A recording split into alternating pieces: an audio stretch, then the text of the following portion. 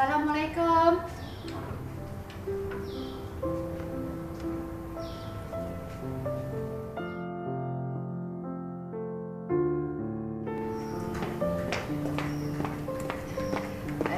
Saya Kisma. Ini Puan Ella ke? Ya. Terima kasih Kak Kis. Sayang Kak Kis. Sama-sama.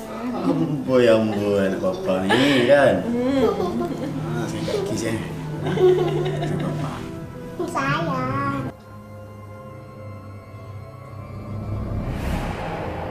Kenapa ni Kak Kis? Tak.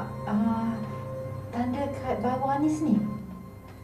Oh, itu tanda layan Anis. Mama cakap kalau... Anis!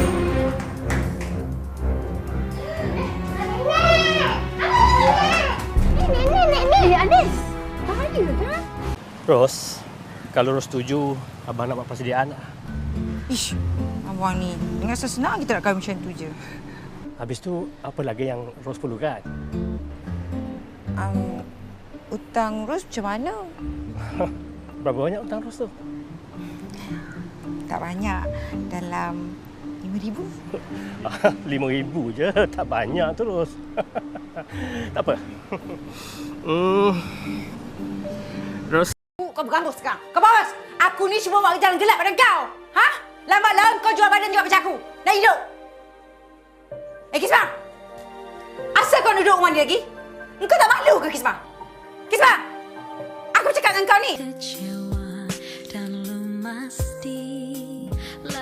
Oh, itu tanda layan Anis. Mama cakap kalau Anis bilang, senanglah Mama nak cari.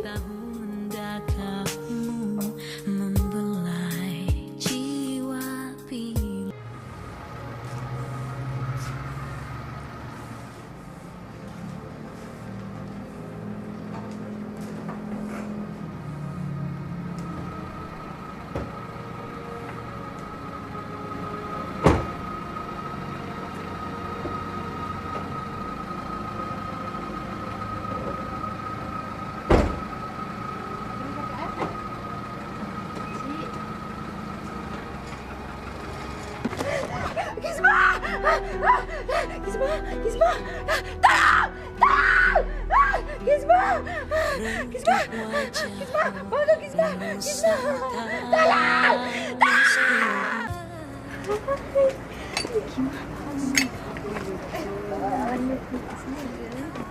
Hai! Kamu niaga. Perempuan! Mana cincin tu? Siapa korang ni? Cincin apa ni? Siapa ni? Oi! Cincin yang Paman bagi orang mana? Cincin tu aku dah jual lah. Hei, perempuan, jangan lari!